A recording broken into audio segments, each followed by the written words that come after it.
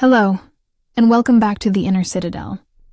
We are talking today about the habit that consumes hours, generates anxiety, and yet delivers absolutely no valuable outcome: doomscrolling. I don't mean casually checking the news. I mean that compulsive, endless swiping, the desperate, almost hungry search for the next headline, the next outrage, the next piece of evidence that the world is spiraling out of control. It's the late-night ritual where you know you should stop, but you can't. Doomscrolling is the quiet confession of the modern soul. It reveals a deep psychological void, a profound philosophical problem that cannot be solved by a time management app or a digital detox schedule. Doomscrolling is not a failure of willpower. It is the soul's passive addiction to the absurd. We have to treat this behavior with the seriousness it deserves. It is a symptom of a deep existential illness, one that Franz Kafka perfectly predicted when he wrote about men trapped in endless, meaningless systems. And the cure is not silence, but the radical choice demanded by Friedrich Nietzsche: the decision to reclaim the will to power over your attention. Let's begin by defining the nature of the trap. Part 1. The Anxiety Engine, the Kafka Trap. To understand why we can't stop scrolling, we must first understand the environment we are scrolling through. We are not just consuming information. We are trapped in a system designed for maximum psychological capture. This system is the modern equivalent of the world described by Franz Kafka: the labyrinth of anxiety. Kafka's novels like The Trial or The Castle, the central character is always struggling against an enormous, invisible, and irrational bureaucracy. They are given tasks without purpose, punished without explanation, and forced to navigate a labyrinth of rules that constantly change. This is the structure of the modern media environment. The primary goal of the algorithm is not to inform you, but to maximize your engagement, which psychologically means maximizing your anxiety. The absence of meaningful conclusion. Just like the protagonist in a Kafka novel who can never reach the castle or find the verdict, the news cycle never offers completion. Every story is a cliffhanger. Every outrage is incomplete. Every problem is unsolved. This lack of narrative closure is precisely what compels the scroll. Your psyche is desperately seeking an endpoint, a meaning, and the system is designed to withhold it forever.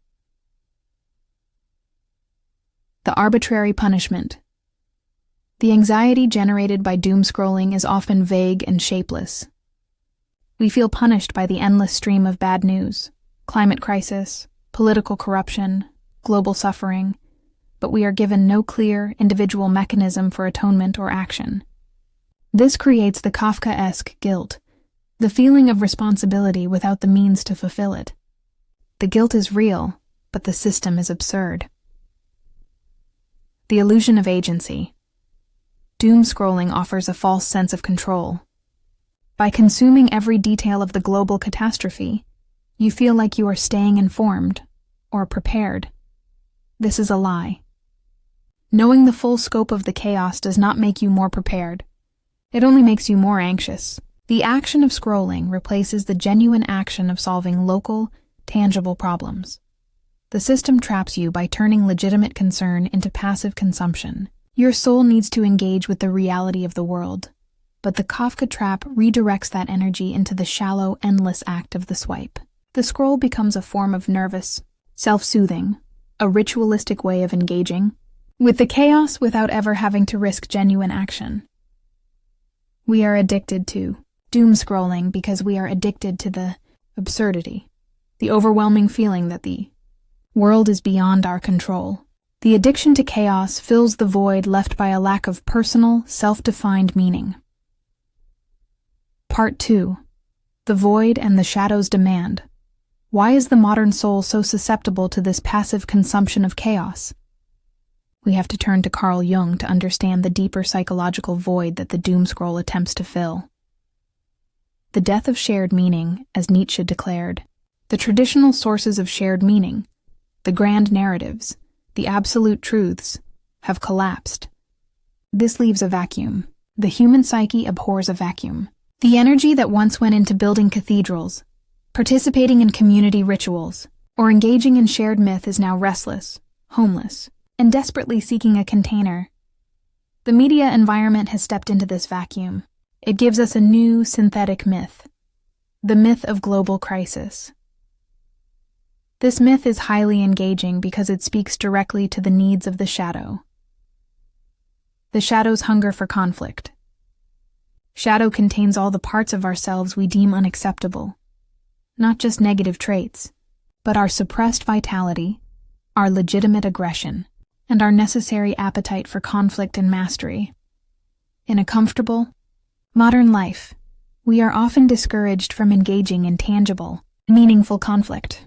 We don't fight bears. We don't build houses from scratch. We don't wrestle with grand moral questions in public. The vital energy of the shadow has nowhere to go. The doomscroll feeds the shadow a cheap, synthetic substitute, synthetic conflict. It allows you to experience the emotional charge of moral outrage without any real risk. It lets you feel powerful by being in the know about global corruption, channeling your suppressed aggression into judging strangers online. It satisfies the shadow's need for chaos and drama, but keeps the energy passive, trapped behind a screen. The anxiety you feel after doomscrolling is the psychic exhaustion of your shadow's energy being consumed by the algorithm. You have spent your vital tension on a conflict that is not yours to solve, and that you cannot meaningfully impact from your couch. This is the ultimate self-betrayal.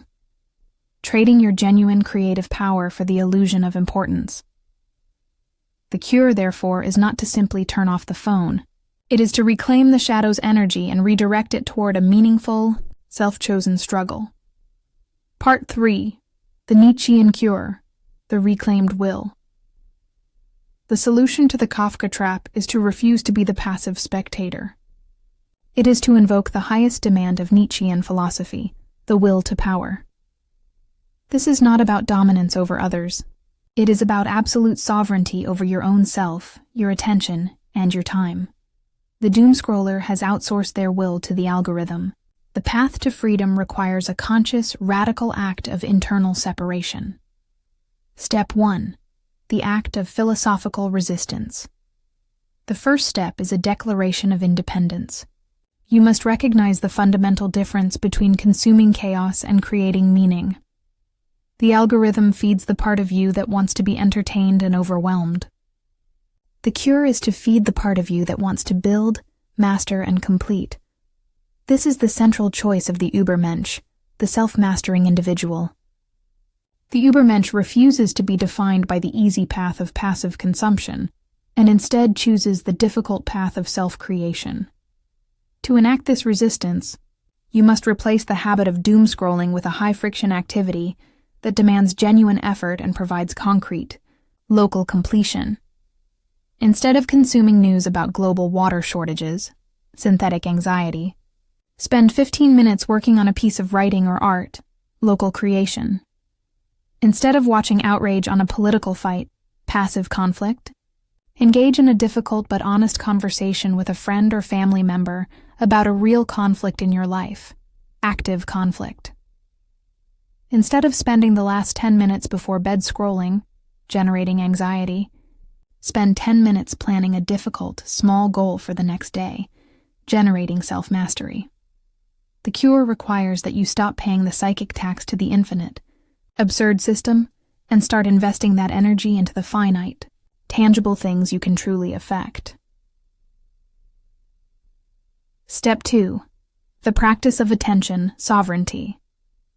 Ultimate act of will to power in the digital age is maintaining sovereignty over your attention. When you are doom-scrolling, your attention is not your own. It is owned by the highest bidder in the anxiety market. To reclaim it, you must recognize that your attention is not a free resource. It is the most valuable asset you possess. It is the currency with which you build your inner citadel. Nietzsche understood that our life is defined by what we value. If you are constantly giving your attention to external chaos, you are devaluing your own internal world. The 3-second rule. The moment you grab your phone out of habit, pause for 3 seconds and ask the single, radical question. What am I about to create with this device? If the answer is nothing or anxiety, put Put the phone down and redirect your hands to a high-friction task. Washing a dish, opening a book, stretching, or making a list of the 3 most important things you can achieve locally today. This practice reestablishes the connection between your action and your will. It interrupts the automated compulsive loop and forces consciousness back into the driver's seat. It is a declaration that you are not a slave to the scroll. You are the master of your moment. Step 3. Embracing the local and the finite. The Kafka trap thrives on the infinite and the global. It constantly reminds you of the overwhelming scale of problems you cannot solve. The Nietzschean cure is the radical embrace of the finite and the local. You cannot solve the climate crisis by reading 100 articles on it, but you can clean your own room. You cannot end all political corruption, but you can master the 3 skills required for your next professional goal. The true source of meaning, the thing that dissolves the anxiety of the absurd, is tangible, local accomplishment. Jung's wisdom: meaning is found in completion. When you finish a book, finish a difficult conversation, finish a day of disciplined work, you feel a deep, satisfying closure.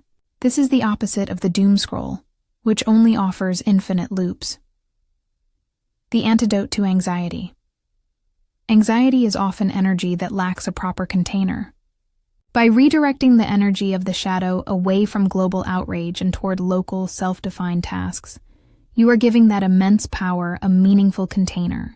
You are transforming passive consumption into active, self-directed purpose. Conclusion. Turning chaos into clay. The struggle against doomscrolling is not a struggle against technology. It is a struggle against nihilism, the tendency to let the perceived absurdity of the world paralyze our capacity for personal meaning. The scroll is an open wound in the modern psyche. Every time we choose the easy path of passive consumption, we betray the will to power that is our birthright. The healing begins the moment you refuse to be a consumer of chaos and demand to be a creator of meaning. Use the 3-second rule. Ask yourself what you are about to create. When the urge to scroll for synthetic conflict hits, redirect that restless energy toward a small, difficult task that you can finish, master. And affirm, in the face of the endless, overwhelming absurdity of the world, your only true power is your sovereignty over your own attention and your time. Reclaim your will, embrace the local struggle, and build your inner citadel not out of isolation, but out of focused, uncompromising creation. Thank you for watching. If this examination has given you the necessary clarity to break the cycle, please hit the like button and subscribe to the Inner Citadel for more explorations into the courage required to live a truly authentic life.